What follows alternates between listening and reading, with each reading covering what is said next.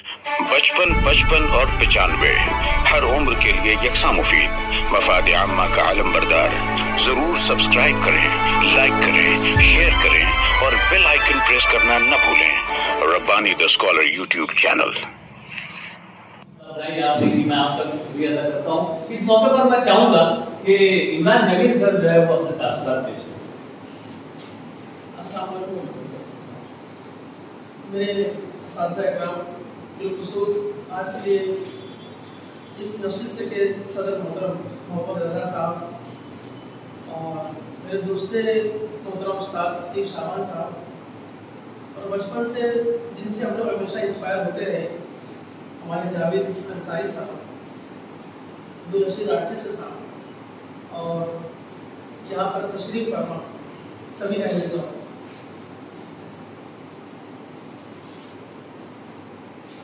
Nehru centre کے تعلق سے جب امتیاز خلیل بھائی نے مجھ کو فون کیا تھا، تو آپ یقین جانتے ہیں کہ میں ان کا بے پناہ شکر گزار تھا، آج بھی ہوں اور انشاءاللہ ہمیشہ رہوں گا۔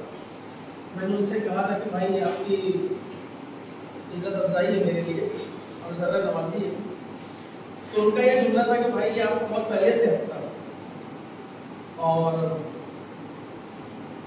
میں بھی کچھ بول نہیں سکا۔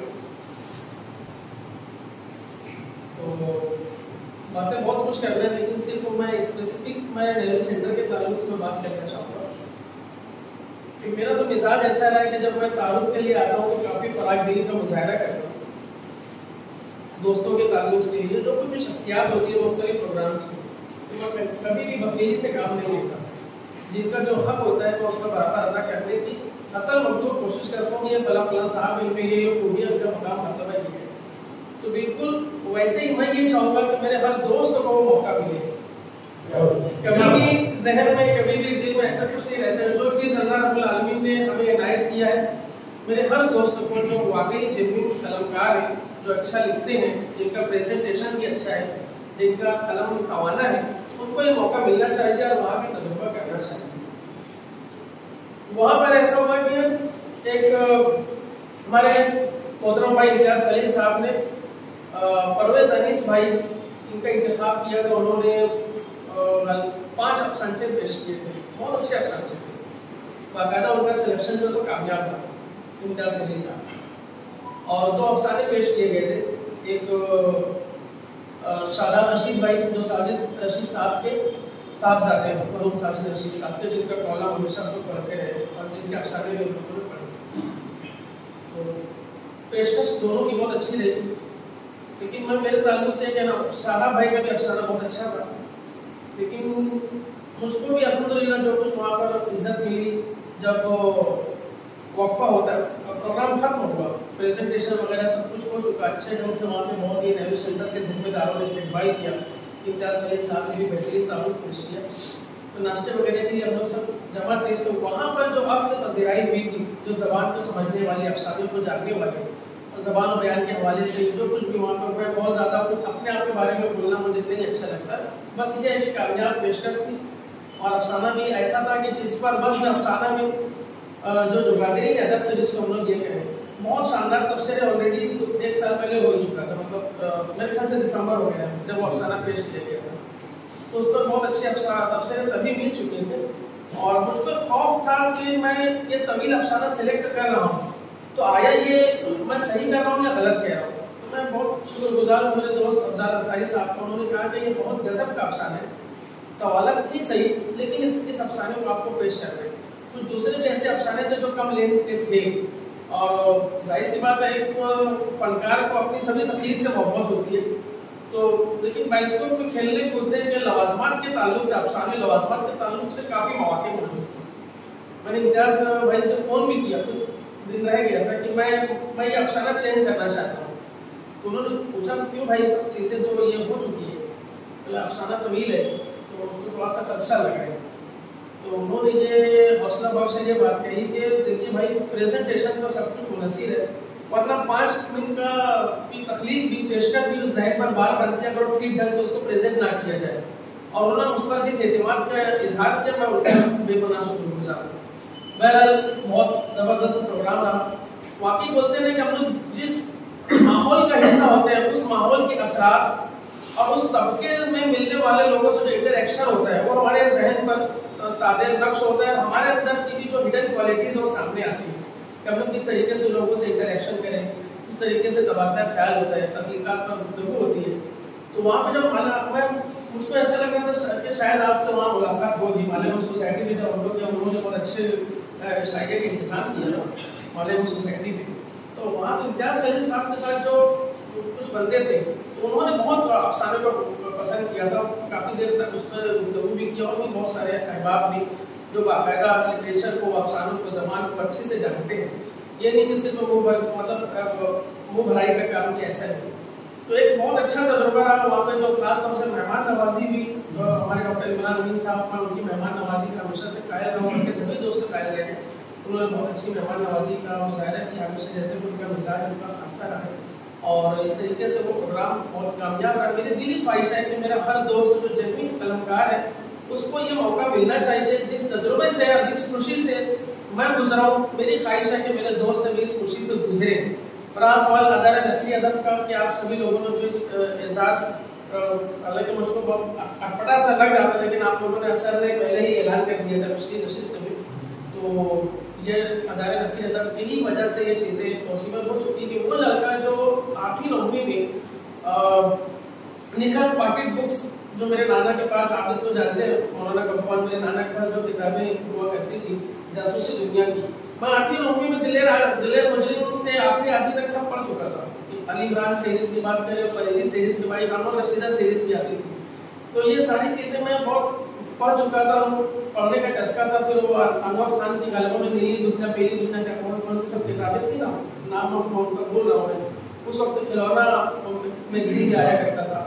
تو مجھے قطعی اندازہ نہیں تھا کہ ایک وقت تو ایسا آئے گا کہ یہی کتابوں کو, کہانیوں کو, افسانوں کو پڑھنے والا ایک چھوٹا سا بچہ جب اتنے اچھے اساتذہ اکرام کی صحبت صالح کو اختیار کرتا ہے, خاص طور سے مرحوم اسحاق قدر صاحب, مرحوم رفیع حضرت صاحب, ہمارے عتیق شامان سر, ڈاکٹر اقبال برقی صاحب اور ایسے جتنے بھی لوگ تھے, تو ایسا لگا کہ یہ اپنی من پسند جگہ ہے, یہاں پہ کچھ سیکھنے سکھانے کا موقع ملے گا. اور اکتوبر 2003 میں ادارہ نثری ادب کسی کو میں پہلی اور دوسری نشست میں نہیں تھا.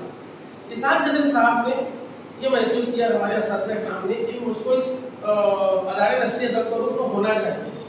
اس وقت میرے ذہن, میرے دل و دماغ میں اس طرح کی کبھی میں نے شعوری طور پر کہیں کسی چیز کی کوشش نہیں کی. جو بھی چیزیں یا مواقع ملتے گئے یہ نیچرل ملا ہے, نہ لابنگ کرنا, نہ ذہن سازی کرنا, نہ کنوینسنگ کرنا, کہیں پر کچھ نہیں. اور آج الحمدللہ اسی ادارہ نثری ادب کی نشستوں میں جو ایک روایت رہی ہے, شروعات کے دنوں ہمارے سرپرست تھے سلطان سبحانی صاحب, اللہ بری کے رحمت کرے, ہمارے حفیظ انصاری صاحب سٹی کالج کے جو پروفیسر, اور میرے خیال سے نام بول رہا ہوں اردو لائبریری میں بھی ٹرسٹ ہے, تو یہ ان کی سرپرستی حاصل کی. اس وقت جس طریقے سے نشستیں ایکٹی ہائی اسکول میں سجا کرتی تھی, اور جتنے زیادہ میں یہ دعوے سے کہہ سکتا ہوں عتیق شامان سر اور ڈاکٹر اقبال برقی صاحب کے بعد جتنی نشستوں کو میں نے اٹینڈ کیا ہے اور باقاعدہ بروقت تبصرہ کیا ہے, یہی مزاج رہا کرتا تھا. اور انہیں اساتذہ اکرام کے حوصلہ افزائی ہے. سلیم شہزاد صاحب نے اسی وقت کہا تھا کہ یہی مزاج رکھنا, آج بھی ان کو بھی یاد ہے, مجھے بھی یاد ہے, کبھی باعث جو کام مت لینا. تو اسی طریقے سے میں افسانوں میں مجھے جو محسوس ہوتا ہے, میں خیر خائی میں جو کچھ بھی میری سمجھ ہے, میں ڈے ون سے اس لیے بولتا آیا ہوں کہ میرے سب کانشیس مائنڈ میں بہت ساری کتابیں, بہت سارے ناول, بہت سارے افسانے, بہت ساری تخلیقات رچی بسی تھی, اس لیے بروقت بولنا تھوڑا سا آسان ہو جاتا ہے. تو یہی نشستوں کا یوز جاری رہا. انجمن محبان ادب کا بھی میں شکر گزار ہوں. انہی نشستوں کی وجہ سے چھوٹی سی تھوڑی بہت جو بھی شناخت بنی. 2004 اور 2004 میں میں نے 2 افسانے لکھا تھا. میں میرا مزاج بتا رہا ہوں, عذاب آگہی اور تم نے مجھے زندگی دی, یہ 2004 میں میں نے لکھا تھا. اس کی زبان پر رفیق مومن صاحب اور دیگر لوگوں نے, مرحوم ڈاکٹر الیاس حسین صدیقی صاحب نے اور دیگر لوگوں نے بہت اس وقت تعریف کی. مگر میں جیسے ہی اس فیلڈ میں نے دیکھا کہ معاصرانہ تشویق بہت ہوتی ہے, خاص طور سے جب کوئی شخص فنکار ہو جاتا ہے, تکلیف کی طرف جب مائل ہوتا ہے. مبصر کو سب پسند کرتے ہیں, ہر کوئی اچھا تبصرے کا خواہشمند ہوتا ہے, چاہے بنوانے کے تعلق سے کہیں یا لکھوانے کے تعلق سے کہیں. تو میں نے کہا نہیں, اس میں سب میرے ہی دوست احباب ہیں, اس کو افسانہ نہیں لکھتے. لیکن میں واپس سے ایکسیڈنٹلی سمجھ کے چلو, میں 2019 سے واپس سے میں نے اپنے احیا کیا, اگر میں یہ کہوں. میں اور ماشاءاللہ اس میں اللہ پاک کا شکر گزار ہوں کہ جو بھی وجوہات تھیں अगर वो वजूहात नहीं होती तो मैं दोबारा से अफसानों की तरफ मायल नहीं होता।